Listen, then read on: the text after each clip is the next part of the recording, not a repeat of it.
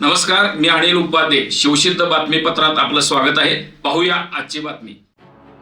हातकणंगले तालुक्यातील किणी येथील श्री ज्ञानेश्वरी पारायण सोहळा समितीच्या वतीने गेल्या 30 वर्षापासून श्री संत ज्ञानेश्वर पारायण सोहळा सुरू आहे. याही वर्षी नागपंचमीच्या पावन दिवशी श्री ज्ञानेश्वरी पारायण सोहळ्यास सुरुवात झाली. सकाळी 7 वाजता वारकरी संप्रदायाच्या बंधू भगिनी मोठ्या प्रमाणात श्री महादेव मंदिरमध्ये जमा झाल्या. त्या ठिकाणी मान्यवरांच्या हस्ते विनापूजन, ग्रंथपूजन व आरती करण्यात आली. आरतीनंतर पालखी मिरवणूक श्री हनुमान मंदिराकडे प्रस्थान झाली. पालखी हनुमान मंदिरात दाखल झाल्यानंतर मान्यवरांच्या हस्ते ध्वजारोहण करण्यात आले. त्यानंतर व्यासपीठावरील कलशपूजन आणि दीपप्रज्वलन करून श्री ज्ञानेश्वर माऊलींच्या मूर्तीचे पूजन होऊन श्री ज्ञानेश्वरी पारायण सुरुवात करण्यात आली. पहाटे काकडा आरती, अभिषेक, पूजा, ग्रंथ वाचन, दुपारी विविध धार्मिक कार्यक्रम, सायंकाळी प्रवचन, रात्री कीर्तन सोहळा, त्यानंतर वेगवेगळ्या गावातून आलेल्या भजनी मंडळाचा भजनाचा सुश्राव्य कार्यक्रम पार पडला.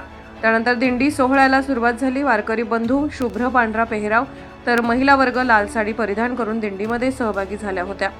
दिंडीमध्ये विविध भजनाच्या माध्यमातून टाळ मृदुंगाचा नाद गगनात निनादत होता. त्यानंतर पालखी आणि विठ्ठलाची मोठी प्रतिमा ट्रॉलीमध्ये विराजमान करण्यात आली होती. हा दिंडी सोहळा गावातील प्रमुख मार्गावरून फिरून परत हनुमान मंदिरमध्ये आला. या ठिकाणी दिंडी सोहळ्याची सांगता करण्यात आली. यावेळी गावातील वातावरण भक्तिमय बनले होते. चला